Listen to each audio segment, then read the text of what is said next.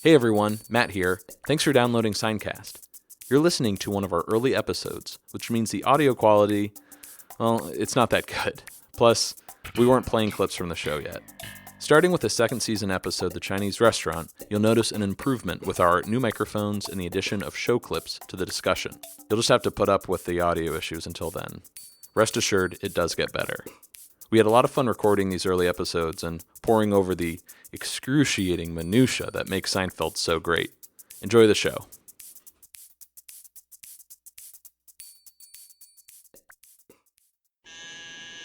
Yeah, George. It's Elaine. come on up. Hey, Vinny, listen. I never heard anything like this in my life. Listen to this. This is exciting! This is exciting! Huh? Did I miss anything already? Kramer, get in! Crazy man! Hey! Sit down, come on, it's about to start! Hello and welcome to Seincast, a retrospective on all 180 episodes of Seinfeld, being hosted by two guys who can barely run their own lives. My name is Matt. I am Vinny. How you doing, Vinny? I'm good. How are you? Pretty good, pretty good. Long time no see. I know, it's been Or like... here, I should say. Right, it's been, 5 days since we released our first episodes. The Maiden Pod. Maiden Pod, yeah, man. It's pretty exciting. We're off and running with Seincast. If you're new to the show, welcome. Thanks a lot for listening. If you haven't already, if you could check us out on iTunes and please rate and leave us a review there. I don't know exactly what iTunes... What does an iTunes review actually do, Vinny? Do you know? No, I do not. Yeah, I don't either, so we have no idea what the hell's going on. Just please rate and review us there. It would help a lot. I know it's annoying because, you're listening to a podcast, you don't want to take time to write up a review. When did the episode get released? The episodes got released on July 5th, just to sort of, kick off our premiere with the premiere of the show. Within hours of it being released, I got a text from my mom saying, I loved it. And I felt like Jerry, and I could just imagine my mom listening to this podcast going, how could anyone not like him? Our show is basically being listened to only family members and maybe one or two friends. Yep. Thanks, guys. So what's going on in your life, Vinny? Anything Seinfeld related that we can talk about? No, I've been waiting to hear about this game that you went to that I wasn't invited to. Oh, yeah. So this past Saturday, July 5th, there was a baseball game, Brooklyn Cyclones versus the Aberdeen Ironbirds, and they were kind of integrating a lot of Seinfeld events. Vinny, unfortunately, you couldn't go. Could not. I wish you could have been there. My wife and I went. We met some really nice Seinfeld fans. The biggest event, I would say, was meeting Larry Thomas, which was really cool. He played the Soup Nazi. We got in line about, maybe an hour before the game. He was serving Soup Man soup. Now, the Soup Man is the real-life Soup Nazi, and he was doing lines from the show, mainly No Soup for You, which is great. He was signing things. He was taking photographs. He was just chatting up with everyone. Like, he was giving all the fans plenty of time. He still had the mustache, right? Oh, yeah. Okay. Well, first of all, he looked fantastic. Yeah. I know you didn't ask, but he looked great. Like, for, 16 years since or God, even longer. It's been almost 18 years since his episode aired. He looks fantastic. Like, if for whatever reason they needed to bring back the Soup Nazi, he would definitely look the part. And afterwards, he did a Q&A where he just answered a few questions and just talked about his experience on the show. And so there's a Rolling Stone article that came out, in lieu of the 25th anniversary, and they've interviewed 12, famous actors. And there's a Larry Thomas one. The last paragraph has Larry Thomas saying, I couldn't be more surprised to this day about the Soup Nazi's popularity. People always come up to him saying, can you say no soup for you? Or they're always calling him the Soup Nazi. He doesn't mind. He says they think it's some sort of magical thing about my attitude. It's not. The Soup Nazi is a lot cooler than I am. It's not like Urkel, where it might be embarrassing for you to be doing it years later. The Soup Nazi is held up on such a hip level. Everybody still loves it. So he seems like just a genuine good guy, you know? Yeah, he gets it. Like, I think he realizes, like, people love him for this. So this Rolling Stone article, it just has interviews with different actors from the show. Yeah, it's called And They're Spectacular, 10 actors on their memorable Seinfeld roles. And it's got Wayne Knight, Bryan Cranston, Terry Hatcher, even Sarah Silverman, and they're talking about their brief guest appearances. But they have some nice, insightful things about being on the show. So it's a good little read. I highly recommend checking it out. Cool. I'll throw it into our show notes, and I'll post it on our Facebook page in case anyone can't find it on their own. So, yeah, I mean, in short, I haven't really talked that much about the baseball game, but, all in all, it was a great time. Met a lot of Seinfeld fans, which was pretty cool. Met Larry Thomas, which made the trip completely worth it. I'm a baseball fan, but he was definitely the highlight of the evening. Our friend Kenny Kramer was there, signing a lot of merchandise and stuff like that. I spoke to him briefly, though. I didn't buy anything because a lot of the stuff he was selling we had already bought when we took the tour, 7 years ago. We got to go back on that thing. Yeah, definitely. I want to go again. Well, if you want to check out Kenny Kramer's website, it's kennykramer.com, and you can find out more about his bus tour there. We highly recommend it. As a Seinfeld fan, it's a lot of fun. You're going to have a real interesting experience with Kenny. He's got a lot of stories to tell. I saw the Brooklyn Cyclones got shellacked. Scores 18-2. Whew. But it was a sellout crowd. 8,241 people showed up. I don't know if there's one person we can thank for putting this all together, or at least coming up with the idea. Did you get to see the Elaine Bennis dancing contest? I did, and do you remember Jamie from Trivia? Yes. She won. Are you serious? I am very serious. So, wow. Yeah, not to... Let's tell everybody about our trivia night. Yeah, so when Vinny and I used to play Seinfeld Trivia in the city, well, the first time we went at Gotham Comedy Club, we got first place, and we beat the reigning champs, Jamie and her husband, David, who had been going to Seinfeld Trivia for quite a while and always getting first place. And from that, we became really good friends, and Jamie and David are still good friends of ours. So I'm in line, walking around taking photos, and I see them, maybe 10 people behind us, Jamie and David, and Jamie's dressed up in her Elaine outfit. David has on a Number One Dad shirt, and It was so cool. I didn't say it then, but I had a really good feeling she was going to win. She had the sort of a flower dress on and a pink shirt and of the wall of hair, of course. She looked the part more than any of the three finalists. So I think that's definitely what locked the win for her. Matt, I sent you a link of this New York Times article. Yeah, see, it says a man actually named George Costanza drove down from Rhode Island to do radio commentary. Yeah, I talked to him for a little bit. Larry Thomas threw out a ball. Kenny Kramer. What's her name from The Marine Biologist? The actress that played Diane DeCon. A lot of opening pitches, but it was really cool, man. The article goes on to say that the staff wants to turn this night into an annual promotion. They have a lot of ideas. It says, plus they could put the 24 puffy shirts they purchased to more use. So the guys wore puffy shirts for batting practice. The first baseman, Jeff Deal, wore one of the puffy shirts during batting practice, and he got 3 hits during the game.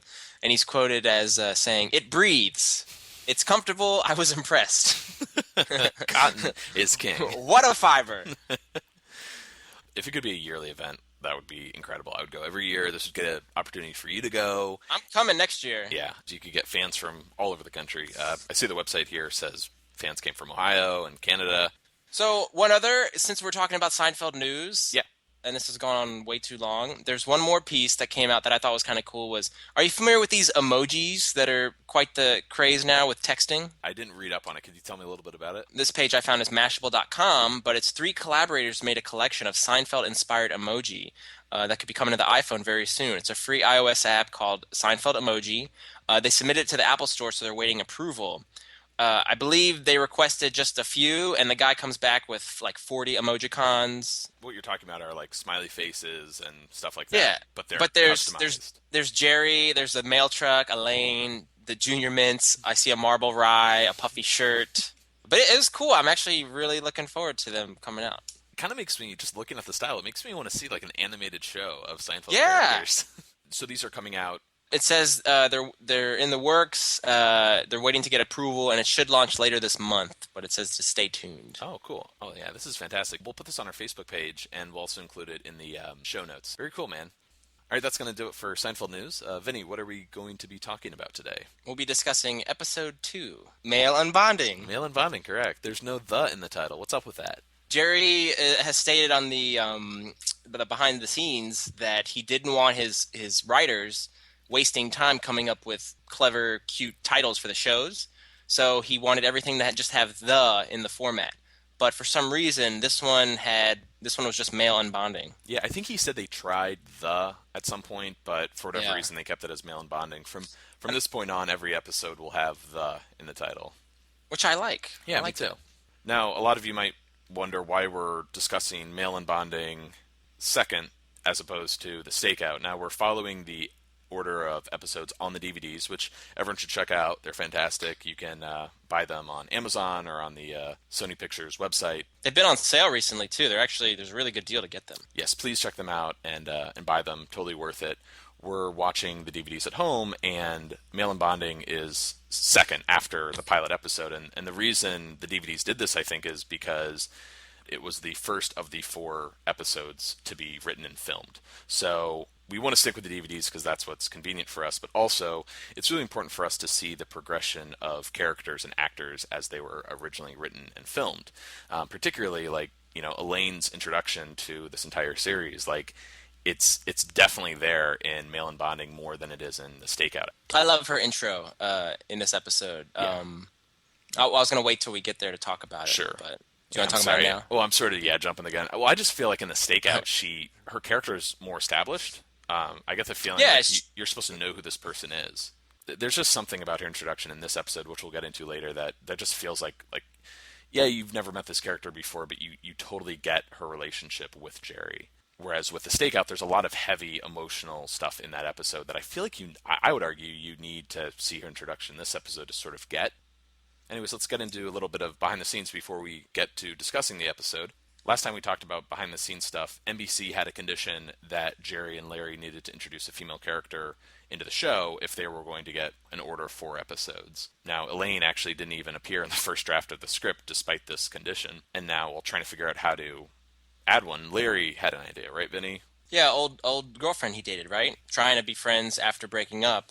I believe it was Monica Yates. Is that right? Mm-hmm. And according to Mark Hirschfeld, she was originally named Eileen in the first draft I saw. Right, which I'm totally fine with them changing. I mean, Eileen's great, but something about Elaine. I mean, come on. I love Elaine. It's beautiful. Can't top it. So auditions began in mid-January of 1990 for the role of Elaine, or Eileen, whatever you want to call it.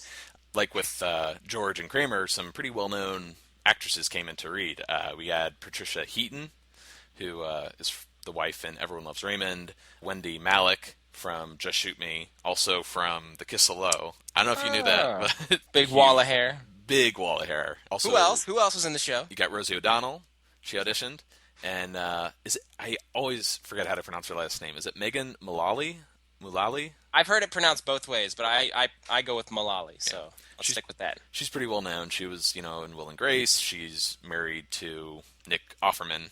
And let's not forget what Megan Mullally should also be well known to Seinfeld fans for, is playing the part of Betsy in the episode The Implant, in which George is dating her and wants to become her boyfriend. He doesn't know how to quite do that. And her aunt dies. When Betsy has to go to the funeral, George decides to go with her because he gets promoted to instant boyfriend status. He's the consolation guy, as you'll remember. And actually, I can't believe that was her when I found out, because she is so different a character in the Seinfeld episode versus her character in Will and Grace. Absolutely. The voice She's so over the top. She's very Kramer-like in Will and Grace. Yeah, and the voice is, like, once you know it's her, the voice is totally there. So kind of like a bizarre world where one of those actresses might have been Elaine. But I think we can both agree that Julia was the best choice. Yeah. Also interesting that Helen Hunt was invited to audition, but she passed on the role. What's the show? Mad About You. Yes. Which actually, plays into Seinfeld as well with George and Susan. That premiered 2 years later, so it wasn't like, her career was over by any means. They're auditioning, for the role, and Larry mentioned Julia Louis-Dreyfus, who he worked with when he was on his one season of SNL that we talked about last episode. He felt like, she was perfect because she can take one line and put a little spin on it. That is so true with Elaine, and one reason why I've really come to really love this character over time is what's on the written page is one thing, but she does add a little flavor to every line she gets. That is so unique and so her. Yeah, one quote that really sticks out to me is in The Implant as well, when she's like, "You touched him," and she's like, "Yeah, I touched him." Only Julia Louis-Dreyfus could say it that way, and it's a thing of beauty. So when Castle Rock NBC approached her about the role, she actually was under contract. She had a deal with Warner Brothers that expired on February 1st, so they couldn't really, cast her on the show yet. And the day the deal ended, apparently, was less than a week from filming the episode, and she hadn't even been cast yet. So Julie, loved the material. She came in to read, and immediately felt comfortable with everyone. Julia, to this day, still hasn't seen the pilot, which I think is pretty cool. She wasn't in the pilot, so, why would she watch it? But you would think, getting ready for the role, you might want to kind of prepare yourself by maybe getting your hands on it. But it sounds like time was of the essence, so maybe she didn't have time, and for whatever reason, was comfortable enough with everyone and the show, she didn't really need to prep herself. Jerry thought the tone she brought would mesh really well with Kramer and George, and once she accepted the role, he felt from that moment on that, nothing could hurt the show, and I think it's true. There's little moments as we go along season 1 and 2 where you feel the show kind of clicking into place, where I think it really crescendos in probably like season 4. I mean, that's when they're really grooving, but that scene with Elaine in this episode is such a huge moment, I think, for the show to kind of feel complete. You got any other behind the scenes information about the show? Sure. It wouldn't be behind the scenes trivia if we didn't talk about Larry David. Since NBC had ordered 4 more episodes for season 1, this would kind of be the start of Larry David discussing quitting. Which I love all these stories. They never get old to me. They never do. Apparently Larry David would make a habit of threatening to quit every season of the show. I don't know if this is just in the start or in the middle or at the end, but to my understanding, it happened all the time. He eventually would leave the show at the end of season 7, only to return for the finale, but this was a threat he made for at least 7 seasons here, and this was the start of it. So Larry and Jerry would meet with an executive to discuss the script that they had written for an episode, and the executive would give notes. I would argue that sometimes executive notes aren't the best thing in the world, because usually they're just trying to put their stamp on an episode and say, all right, I changed this, or they're trying to make it appeal to their demographic or whatever the network is pushing. And Larry would listen to what the executive wanted to change, and I can't do the impression, but Larry would just be like, no, we're not doing anything. We're doing nothing, and and that would be it. There's another Rolling Stone article that I sent you, Matt, called Yada Yada Yada. Larry David looks back at 25 years of Seinfeld, which hopefully you can post as well. Sure. But there's a Q&A, and he actually talks about that moment in the pitch where you have the meeting with the executives at NBC. Did it really go down like that? And he's like, well, you saw the show. So he said it wasn't exactly like that, but, a close dramatization. Yeah, Larry, I think, was pretty consistent with his, I don't want to say disdain, but I don't think he really enjoyed other people getting involved with his material so much. I love how passionate he is about his writing. And he describes this in a Curb episode. When you write something, a script, it's like your baby, and you don't want anybody messing with your baby, And I think that's a great way to put it. As we mentioned earlier, Larry would make a habit of threatening to quit the show, and this was sort of the start of those discussions. He was staying with Jerry at the time of the first season. They were living together, and he would tell Jerry, he can't do this, the notes, the writing, and he, would even wish him luck. But Jerry, reassured him that this was, just a phase that they were passing through, and I guess Jerry might have brought that up a lot as they were working on the show. Eventually, Larry wasn't allowed at network's meetings because he was so volatile. But eventually Jerry would go to these meetings with Castle Rock and NBC execs and whoever the higher-ups would be, and they'd give very specific, generic sitcom notes, and Jerry would listen to them, but eventually he would push back and say, they're not doing it. And I don't want to say this was a threat. Only, I guess, Jerry could confirm this one way or another. But he actually would say that he was happy to go back and do stand-up if NBC didn't want to do the show with him. So I think right from the beginning, NBC trusted these guys for the show. They still had to give their notes, but Jerry and Larry would push back enough to kind of have that creative freedom that I don't think a lot of people get when they're producing a show like this. And this kind of ties into Jerry's philosophy for the series while he was promoting the first season, and this is a quote of his: "When I watch most TV sitcoms, everybody's so witty I can't believe it. I've never been in a situation like that where everybody has the perfect line. The script works best when it doesn't sound like a script. It just sounds like this is the way people will talk, and that's what we're trying for." I couldn't agree with him more, because I'm not a fan of most sitcoms, most American sitcoms, I guess I should say.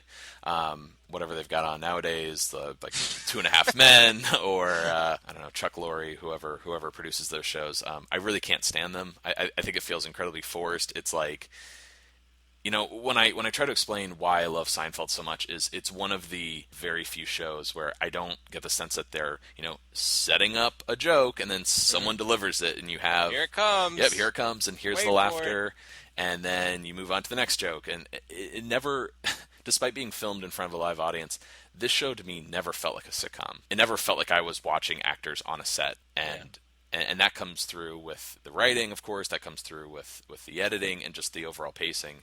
And I'm really happy that Larry and Jerry were able to stick to their guns and really push the show that they wanted to. Like Jerry said, when the script doesn't sound like a script, it sounds like the way people talk. And I think the fact that these are two guys that didn't have any experience writing in Hollywood, they were just comedians. It was very raw, and they didn't have these executives that all they knew were sitcoms and TV shows. You know what I mean? So that's why it has that grounded in reality feel to it. Despite having this is one of the few shows that you like that has a laugh track, right? Well, there's something about, I hear it in Fox shows a lot. Whenever like someone makes a joke, like the audience goes just crazy. They're cheering so loud that the actors just have to stand there and wait for the laughter to die down. And even God, we're pulling even more trivia out. Sorry guys, this might be another hour plus episode, but Larry Larry would get really pissed off whenever Michael Richards would enter the scene in later seasons, and the audiences would cheer for the Kramer character. He hated that. He wanted to get on with the scene. And there's a blooper where he comes in, he slides in, and they start wooing for him, and you see him go, "Oh boy, yeah, guys, you guys messed me up." Yeah, and then he has to walk out and start over. Larry didn't like it. Michael didn't like it, and I don't like it. I don't like it when the audience gets involved with the actors and the rhythm of a show. So as we discussed before, Seinfeld was given 4 episodes for the first season. The NBC president, Brandon Tartikoff, gave one of the Castle Rock execs a choice when it came to airing the 4 episodes. We're kind of jumping ahead here, but it sort of helped set the stage for when this episode would air. They could either air the show in April of 1990. It's a poor time slot, but by airing it that early, they were eligible to be on the fall schedule if the show succeeded. Or they could wait and air in the summer, around June, which was after the fall schedule was announced, but they would go in a really good time slot, which was after Cheers reruns, 9:30 on Thursdays. Now, Vinny, what would you go for? Would you go for I would go for the primo Thursday spot behind Cheers. Yeah, and that's what they did, because, they figured this was about being kind of like a long-term survivor and get better ratings. Like, who cares about, assuming you're going to get on the fall schedule, you might not. So let's get the largest audience possible. So coming off of the pilot, the show was still known as the Seinfeld Chronicles, but before airing, NBC requested that the show's title be shortened to simply Seinfeld. And this is to avoid confusion with another show on NBC called the Marshall Chronicles. Now, are you familiar with the Marshall Chronicles, Vinny? It was a huge hit. It lasted 6 episodes. No, I am not, unfortunately. Yeah. So it's so funny, man. Like, just because NBC was like, hey, we don't want to be confused with another show that's premiering at the same time, change it. So we were so close to having a show called the Seinfeld Chronicles. Would you have preferred that over Seinfeld? No. It's something perfect about Seinfeld. All right, so let's get into our discussion of the second episode of season 1, Male Unbonding. This was This was written by Larry David and Jerry Seinfeld, directed by good old Tom Sharonis, who would go on to direct 81 Seinfeld episodes. We'll probably be talking a lot about him in future episodes. And the original air date was June 14th, 1990. So we open up, as usual, on a little bit of stand-up. Jerry's talking about men, and how men like working on things with tools, and how that draws other men over to them. And men don't do a lot of talking, they just like to hang around and watch the guy, so they feel involved. I totally get this humor. I am not one of those men, though. Are you like a tool guy or? No, I am not. My brother is. My dad is. And I do remember we had neighbors that would come over when my dad or brother would be working on the cars, and I'd be inside playing video games or eating. Mm-hmm. But I was never, and still to this day, I'm not a tool guy. Unfortunately, we couldn't build a cabin, but 2 other men could. So after the stand-up segment, we then go to the lobby of Jerry's apartment. This is kind of cool. This is the first time we're seeing Jerry's lobby, and after the elevator ride, we see, I think, the only continuous shot of Jerry's hallway leading up to his door, which I thought was kind of cool. It still has that old or the early 90s feel versus when they shifted to better cameras and equipment. You know what I mean? When the Seinfeld we kind of know. Right. It has that old, it has a very 90s look to it. Yeah, there's something almost about this episode out of all of the season 1 episodes, well, other than the pilot, where the lighting in general, Jerry's apartment, later in Monk's, it seems, to me at least, really bright. I don't know if you get that feeling, but almost like Jerry has a skylight in his apartment. To get into the story proper, Jerry and George are taking the elevator up to his floor, and George is telling Jerry about how he was at a play with a girl he's dating, and when he was pulling his hand out of his pocket to buy her some orange juice, there was a piece of green floss hanging from his fingers, and she saw the floss, and he immediately panicked and decided to tell her that he liked her. This feels like early neurotic George, something crazy happened to him. I wonder if something like this actually happened to Larry David at one point, specifically floss. I think oral hygiene is a big issue with him. This happens later with George when he had the job interview that he didn't get, and he has spinach in his teeth. This is sort of our first example of George really being neurotic and sort of worrying, fretting about a girl. In the first episode, he was a little more confident. You know what I mean? He might not have been dating someone, but he was definitely talking to Jerry about how you should talk to another girl and what signals mean and all this. And I think now we're sort of in a more underconfident, neurotic George than we're used to. In some of the special features on the DVDs, I noticed that it was around season 1, maybe season 2, that Jason Alexander realized this character is based off of Larry, because he would tell Larry, no one would act like this, no one would say this, no one would do this, and he's like, this happened to me, He's like, what do you mean? This happened to me? This is exactly how I acted. Right, exactly. And George stopped doing, such a Woody Allen impression and kind of started emulating Larry David. And you see that. I think the biggest shift is between the first and the second episode here, where George, gets a little less cocky. I think he still is cocky throughout the series, but the neuroses are coming to the surface. They're finally surfacing. Definitely. Probably the biggest mistake, as Jerry points out, is maybe the fanny pack had something to do with why he's not that girl's bedroom looking for his glasses at the moment. Have you ever worn a fanny pack before? I did when I was a kid. I had a neon orange, neon pink one when those colors were big in the early 90s. And I remember wearing them to the theme parks. We had King's Dominion along the East Coast. And I remember that was a thing. All my friends had them. But it really does date the show. Because do people still wear those now? It's surprising that fanny packs haven't taken off in the hipster community. Maybe fanny packs just haven't had their comeback yet. But some things are meant to stay dead, perhaps. Well, even Jerry makes fun of it. So, and this is 1990 when this episode aired. So I wonder if fanny packs were ever considered cool. Maybe they were just a joke from the beginning. One quick thing before we get into Jerry's actual apartment. If you notice that Jerry's apartment says 411. It's not 5A as we come to know it. We'll stay on top of apartment numbers moving forward from here, so you don't have to. Once they get inside the apartment, Kramer, no longer Kessler, Kramer is on the phone, and he hands it to Jerry. And it is Joel, who Jerry knows from his childhood and hates hanging out with. But they make plans to meet on Wednesday. I'm wondering, has anyone ever handed you the phone like that, just not told you who it is, and kind of forced it on you? Never. A good and decent person will always tell you who it is, and they'll do the little whisper. It's Ernie. Ernie's on the phone. And you're like, oh, here we go. Only Kramer would just say, it's for you. Right. And after they make plans to meet on Wednesday, Jerry explains how, Joel used to live 3 doors down from him, and they were friends because he had a ping pong table. I actually did have a ping pong table growing up. Oh, nice. But I don't think people wanted to be friends with me because of that. Just happy coincidence. Well, I'm trying to think if any of my friends had a toy or an item that made me want to be friends with them, or I'm like, oh, I got to go over to Joe's house because of this. Maybe a video game system, because I didn't have one growing up really, and all my friends did. Just to interrupt the Jerry Joel discussion here, Kramer at one point answers the phone in his pocket, and he talks to a guy named Mark about 2 interesting things that pay off later in the series. He talks about Kramerica Industries, which I don't think returns until season 9 in The Voice, when he hires an intern and has a giant ball of oil. Darren, yep.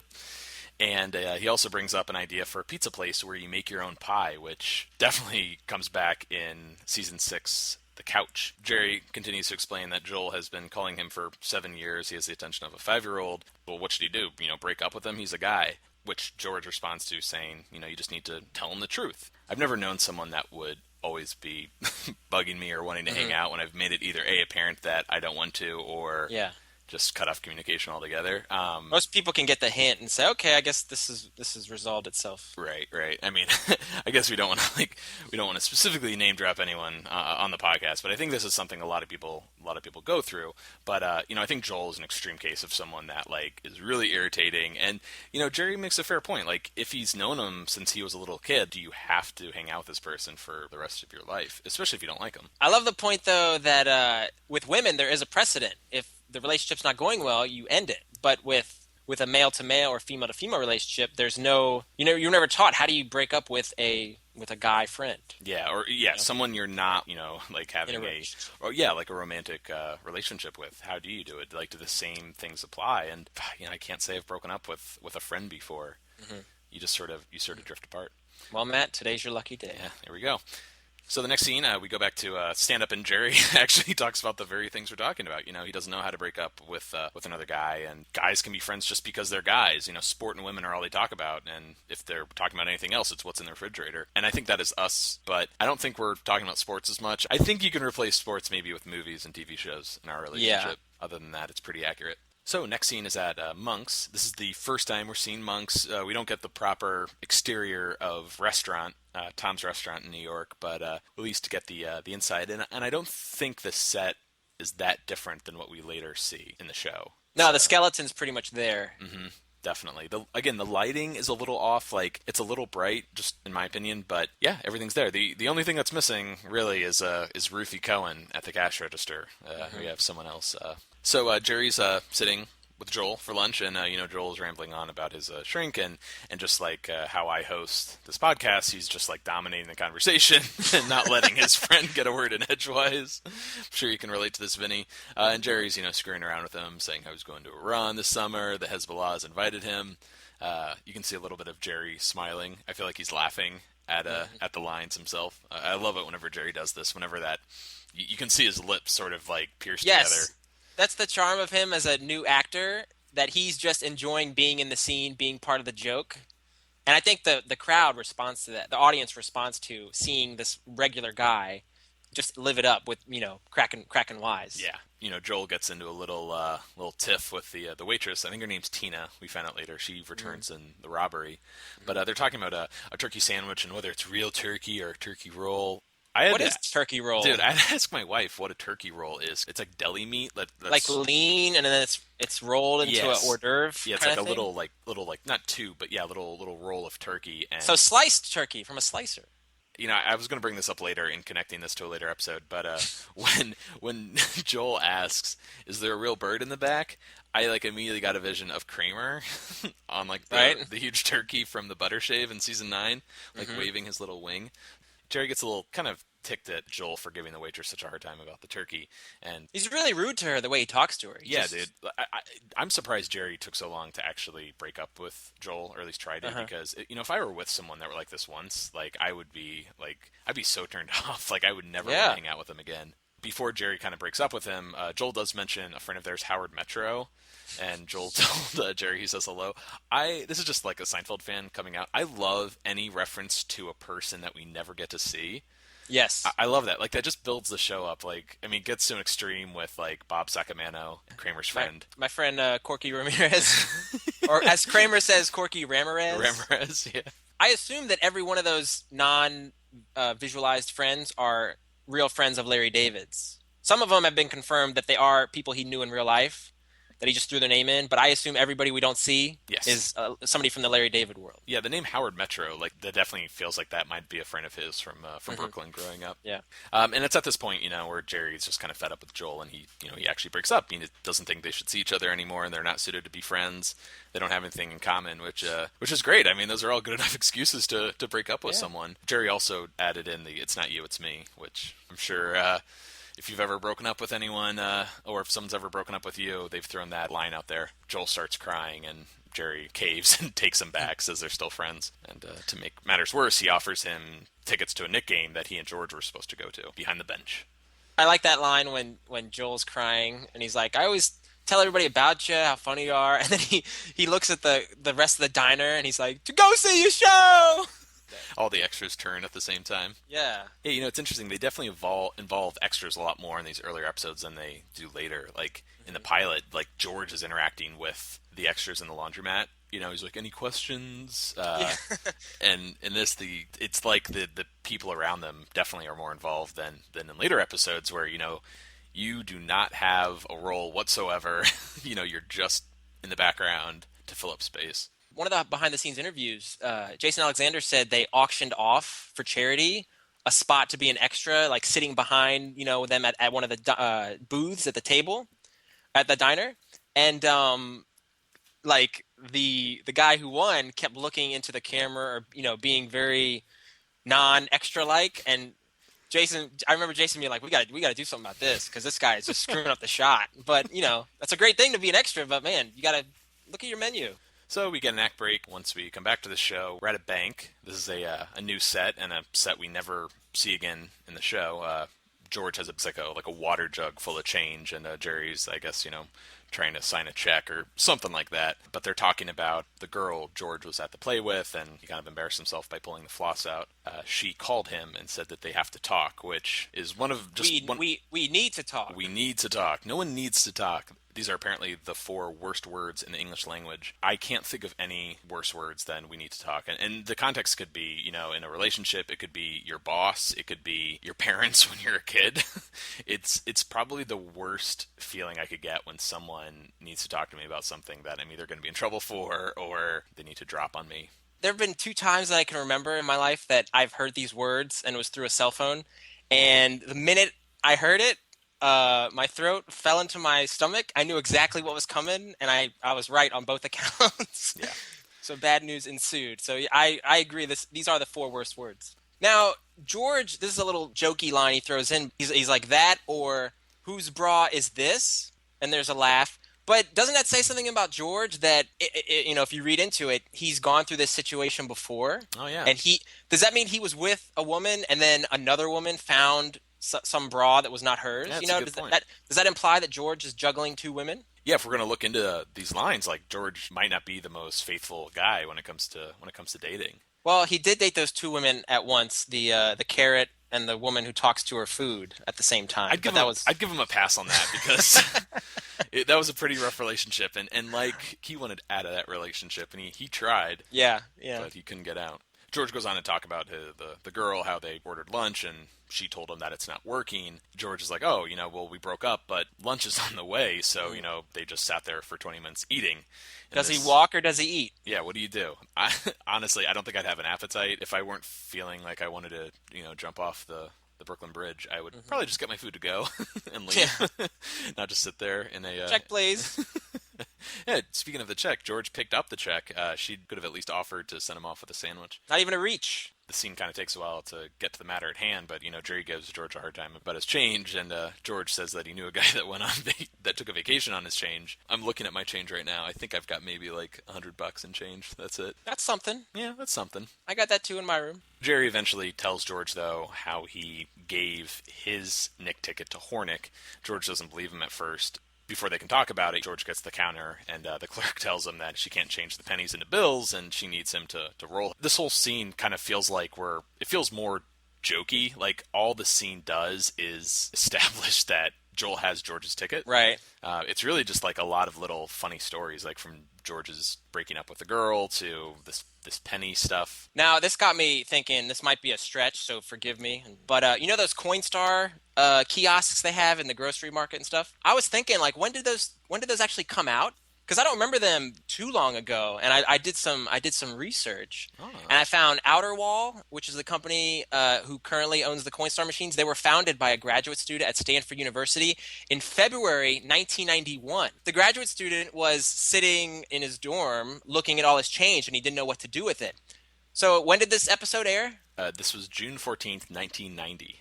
So perhaps the student saw this episode and was inspired to come up with these Coinstar machines. So maybe we owe this to Larry David and Jerry Seinfeld. Yeah, who knows? He was sitting at home. He's like, you know what? Never again will George have to roll 6,000 of those pennies. That's amazing, dude. You're actually bringing some outside material that I didn't lift from the DVDs. I'm trying. So after the scene, we go to the stand-up material where Jerry talks about, bank lines. And I do like this out of all the stand-up, how when there's no one in line, you still find your way kind of like going through the little maze so you can get to the counter. And I hate saying this, like, I actually do this. And it's not until I'm like halfway through walking through the maze that I'm like, why did I do that? Why did I just walk to the front? Yeah, I feel this way too. Like when you're at a coffee shop or something and you're going to the front and there's nobody there, why not just cut? And that line of, I'd like a piece of cheese when I get to the front, please. That's brilliant. We then go to Jerry's apartment where George is counting his change, and Jerry is kind of like trying to make it up to him for giving his ticket away. And then they start debating, whether or not Jerry should, just give both tickets away and not go. George says maybe he should lie to Joel so they can both go. When we get Kramer interrupting the scene and starting to talk about his pizza place. And just a side note, I don't know why, but I love it how George goes from 0 to 10 when he's talking to Kramer.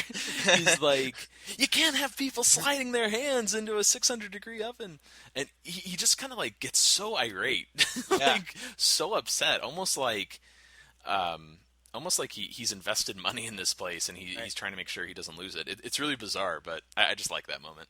Well, it's also indicative of who would go on to play his father of Frankenstanza, Jerry Stiller, because Jerry Stiller will fly off the handle like that. Yes. So like father, like son. Definitely. Now, do you feel like this pizza place, since Kramer's brought it up again, it sounds like a good idea? I'm personally a little too lazy to make my own pizza. I think it'd be a fun date night. You're out with somebody, you're going to make your own pizza together. You can talk while it's cooking and stuff like that. But like George makes a great point. It does, and Kramer, it needs to be supervised. Yeah, it sounds like a place that sort of like when we get into the Dream Cafe with Babu, it's like that one restaurant that always changes in the neighborhood. Like, oh, it's this kitschy make your own pizza, and people try it for a while, but you're like, I really just want to order a pizza and eat it. Yeah. I don't want to make my own. But I've noticed with Kramer, his scenes in this episode, it's kind of weird how they don't relate to the plot per se. It's really like Kramer is this character, and this even goes into the first episode too. He just sort of pops up, and does something funny, not necessarily physical, but just like kind of has a funny topic and then leaves. He never really helps the plot move forward in these earlier episodes. He's like the shark from Jaws, you know what I mean? He just pops up for a minute. He's like the Joker in Dark Knight, pops up for a little bit and then he goes away, and the story continues. Perhaps that's Larry calling back to his actual time living with Kenny Kramer. He would just pop in and out, whereas he didn't have the full story of what was going on in Kramer's life at that time. I was Googling to see if there is an actual make-your-own pizza restaurant. It says a variety of pizza chains are embracing the build-your-own concept that's trending across America. The concept is similar to how Chipotle does it, where you select the ingredients and the people that work there build the pizza right in front of you, and then they stick it in the oven. So it's not quite the same. But I think the real draw would be getting to knead the dough yourself and toss it up in the air, much like Kramer describes to Poppy. Oh, Poppy. To get back to I guess the main story here. So Jerry calls Joel and he's hoping to leave a message, but Joel picks up the phone instead. And how often? We don't have to get specific, but how often have you called someone wanting the machine and you get the person instead? I usually want the person to pick up. This is one time when my life does not emulate Seinfeld. Maybe I'm just not a phone person, but a lot of times I just want to tell someone something, and I hope I get the voicemail, and I'd say like 50-50, they pick up when I don't want them to. Mm-hmm. So, well, Jerry tells Joel on the phone call that, he can't make the game. He has to tutor his nephew in geometry, which he makes up on the spot, which isn't, I guess, that bad of an excuse. Wait a second. This is an issue I just have to bring up, because that would mean that Jerry has a sibling if he has a nephew. Mm-hmm. And in the big picture, Jerry doesn't have a sibling. So he referenced that he had a sister. And he's like, you don't know the chain of events this is going to set off. He's like, my mother, my Uncle Leo to my mother, my sister to me. Mm-hmm. So he does reference that he has a sister at some point. And then George also says he has a brother at some point. But, maybe for the sake of coming up with an excuse with Joel, if Joel has been friends with Jerry that long, he would probably know whether or not he has a sibling. If you're listening to this podcast right now and you're contemplating turning it off based on our conversation. Sorry. Well, Well, maybe Joel was so narcissistic that he didn't even hear it when Jerry has brought up that he had a nephew. That's true. You know what I mean? That's true, yeah. How about we... Want to get back on track? Let's move forward here. After Jerry hangs up the phone with Joel, he tells George that he needs some kind of excuse Rolodex, which I love. I love the idea. This is awful, but for a period I had an idea of I guess someone else can take this idea and run with it. I wanted to come up with an app for people to keep track of all of their lies and excuses. Hey, look at you. But then, because I'm not a pathological liar, but I've heard that the thing that, really hurts pathological liars, other than hurting those in their lives by lying, is keeping track of, your own web of lies. The details. Yes, so maybe it could be called the web of lies, but I think like... Ooh, no, how about this? The I lie. The I lie, yeah, I like that. Hey. I think when it comes to morals and when it comes to actually karma, Kramer, it's a terrible idea, and you're creating an app to ruin a lot of lies. But I do like the idea of an excuse Rolodex or any kind of like way of keeping track of, can't do this because I have this, can't do that. Anyways, here we go, back on track. We're still in Jerry's apartment, but now it's at night, and we get the introduction of one of our favorites, Elaine. And Elaine is leaning on Jerry's counter, just casually eating some peanut M&Ms. This is one of my favorite conversations between Jerry and Elaine. I love it. She talks about wanting to go do something. She's not hungry. She'll go to a cappuccino place if they don't have to talk. Any thoughts on this scene, the official first Elaine scene? I thought she was like just adorable in it. The way she's just nonchalantly eating the peanut M&Ms.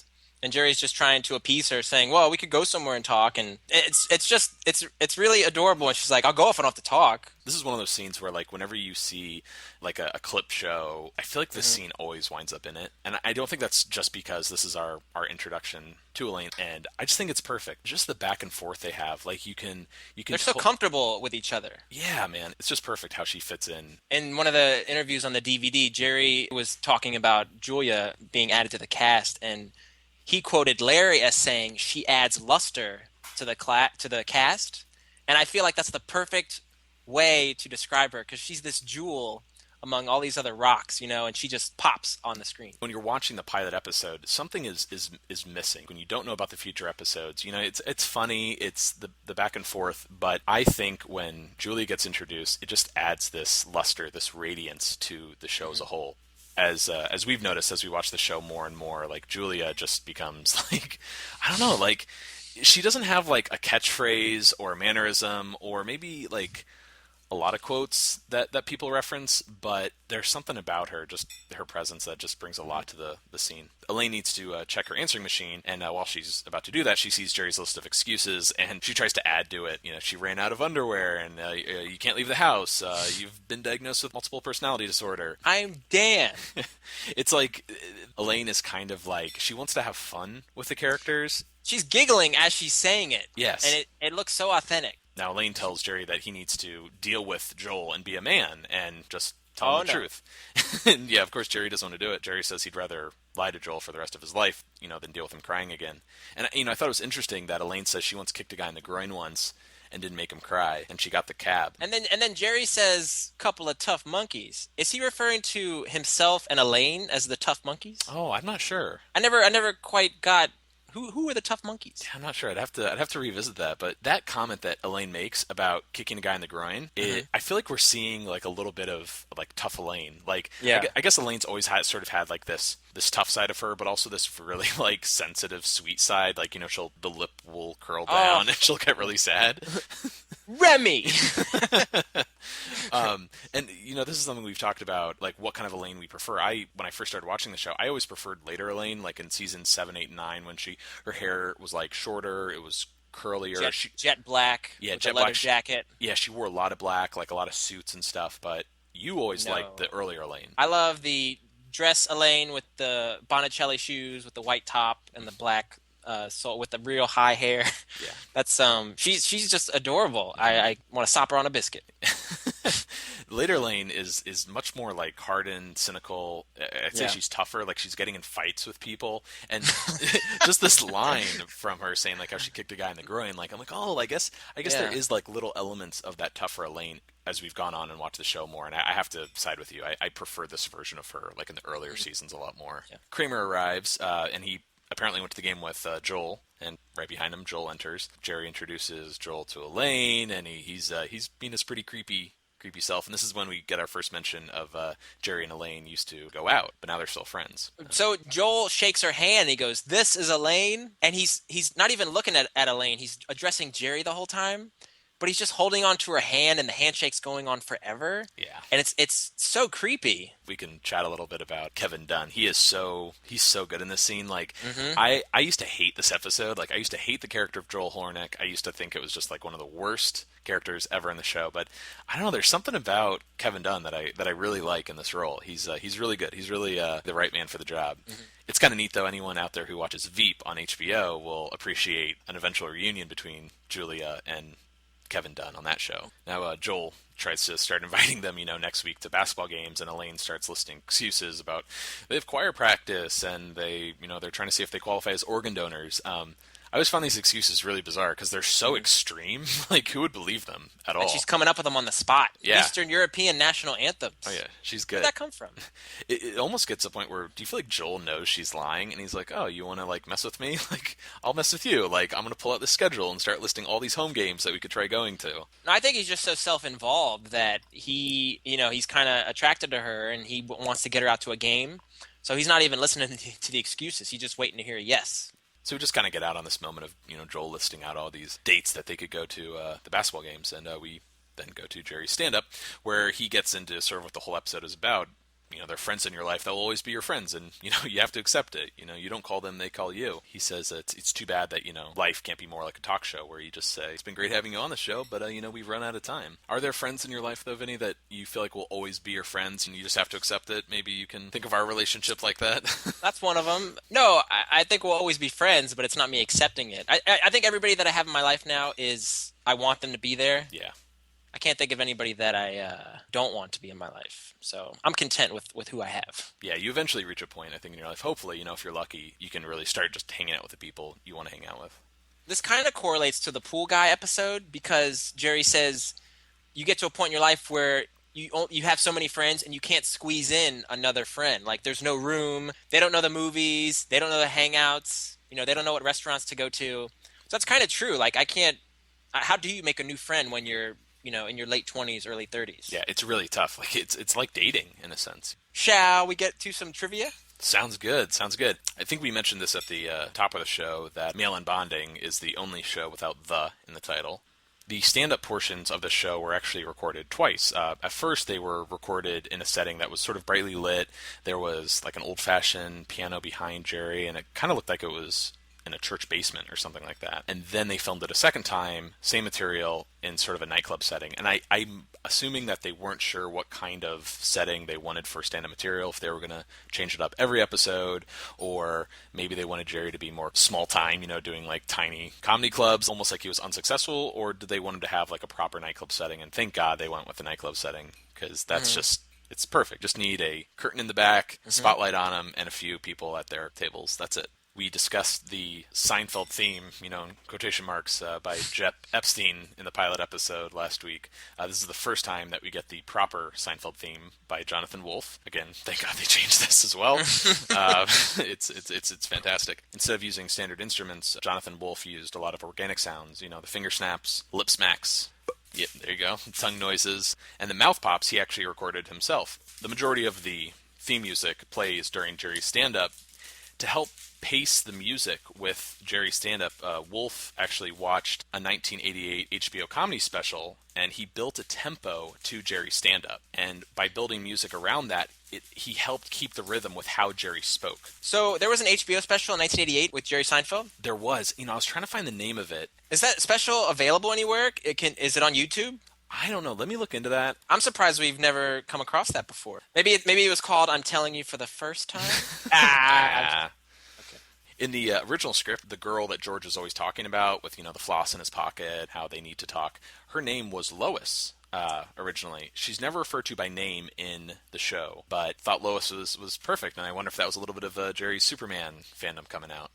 Well, if not, we're going to see her later as well. She works with Duncan Meyer. This is in the race episode, right? Yes. Mm-hmm. Also, in an early version of the scripts, Kramer, I guess, didn't become Kramer yet. He wasn't Kessler, but I guess they called him Breckman. Oh my god. At one point. That would have been horrible if we had Breckman. Hey, Breckman. Cosmo Breckman. But, fortunately he became Kramer, and he has stayed Kramer ever since. We mentioned Kevin Dunn earlier, who played Joel Hornick. He was also considered for the part of George in the casting of the pilot, which we forgot to mention in our first episode. What do you think, Vinny, retrospectively, Kevin Dunn as George? I could see that. He's got a George quality, the thinning hair and a little bit overweight. And I think he played a narcissistic guy so well in this episode, but you saw him in Veep, where he's just very sympathetic. He's more likable in Veep versus this episode. So I could see him pulling off George. This is from the Notes About Nothing on the DVDs. They timed out the elevator ride at the beginning of the episode, and it's 34 seconds long. So that's apparently how long it takes to get to Jerry's apartment. Well, they make comments in later behind-the-scenes stuff on the DVD where, in order to save time, that elevator ride is quick. Because as soon as they buzz, it's, come on up, and then they're there within seconds. So in order to get the story going, and I think Julia's like, wow, that elevator really sped up over the years. Yeah, sure did. Julia reportedly didn't like having only one scene in this episode. It's kind of, difficult to digest only having one scene. She was quoted as saying, now, Vinny, you had a little bit about Jerry and Julia while they were filming their first scene together involving some M&Ms. Yeah, so Jerry and Julia had a competition while filming that scene. He said it was the first scene we ever did together. We were waiting for the camera to reload film, and we were playing with these M&Ms. She told me how she could crack open a peanut M&M without disturbing the peanut. And he said, there's no way. And she proceeded to do it. And then he says, I guess that sums up what's so great about Julia. She cracks you up without breaking your nuts.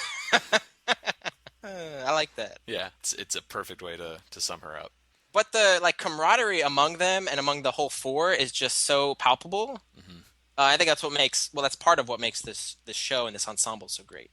Before you go on to connections, I have one more bit to add. Yes. Actually I have two. Do you know the writer Matt Goldman? He said that Larry had asked him to bring a tape recorder to the table read and have it recording during the table read. And Matt Goldman says, I'm not sure why, but I think it's so that Larry could prove that he was getting laughs at specific points during the table read. Maybe to prove to studio execs, hey, we don't need to change this. We're getting laughs here. Of course. Maybe that was what I first thought when I heard it. And that's quintessential Larry. Like, only Larry David would give a writer, here, hold this during the table read. I want to, I love that. Ties in perfectly with season 8, right? Where George brings the tape recorder into the foundation meetings. Who is that modeled after? Jerry Lewis. Yeah, so that's probably where Larry got it, maybe. All right. Well, since we've gone over the episode and we talked a little bit about trivia, we like to discuss maybe some connections in this particular episode that tie into later episodes in the series, whether intentionally or unintentionally. A lot of these might be reaches, but we like to draw any kind of connections as uber Seinfeld fans. Deal with it. Do you have any that you'd like to throw out there? You mentioned the pool guy, not wanting to have another friend in the mix. It's really hard to incorporate a new friend in your life when you're already grown up, mm-hmm. And you have your group of friends. I have a few listed here. When Kramer was on the phone with Joel and he lists his phone number, and for some reason, I immediately started thinking of, it's got to be 555-3455, which is Filk. Yeah. Kramer gets all the phone calls, people wondering what time the movie starts. But he does mention in the pool guy during that arc that he got a new phone number, so I guess that doesn't really matter. Oh, is that because too many chicks had his number? Oh, yeah, too many chicks. Chicks, man. Too many chicks have my number. While breaking up with Joel, Jerry says it's not you, it's me, which that specific way of breaking up with someone gets brought up in the lip reader with George and Gwen, where he's like, don't say it's not you, it's me. If it's anyone, it's me. And she's like, all right, George, it's you.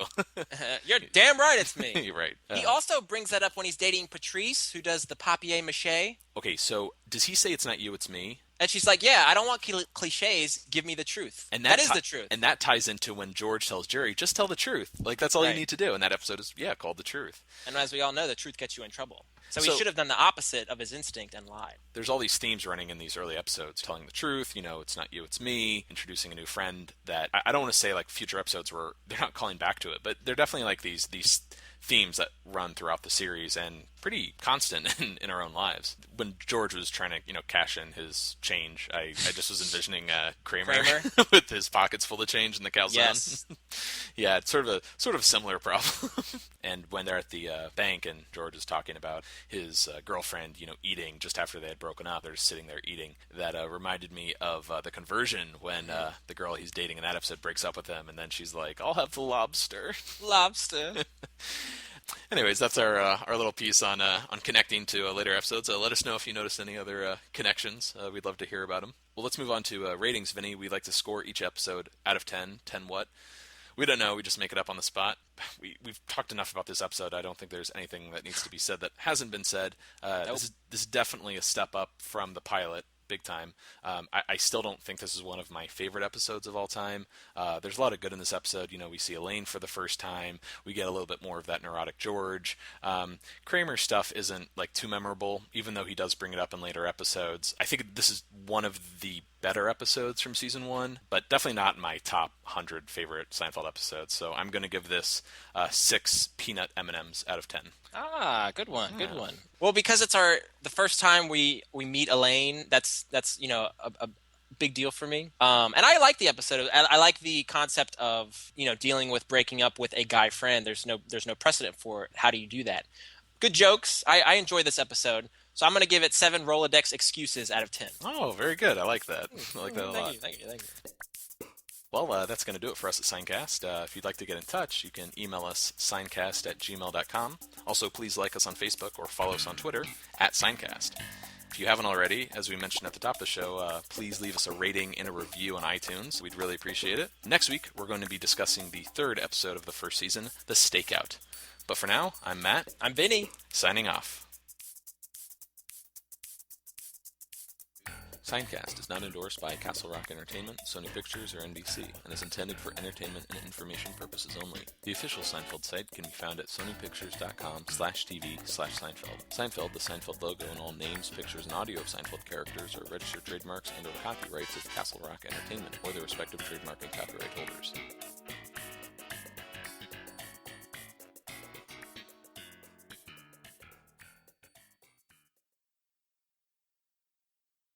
Want to go get something to eat? Where do you want to go? I don't care. I'm not hungry. We go to one of those cappuccino places. They let you just sit there. What are we going to do there? Talk? We can talk. I'll go if I don't have to talk. We'll just sit there.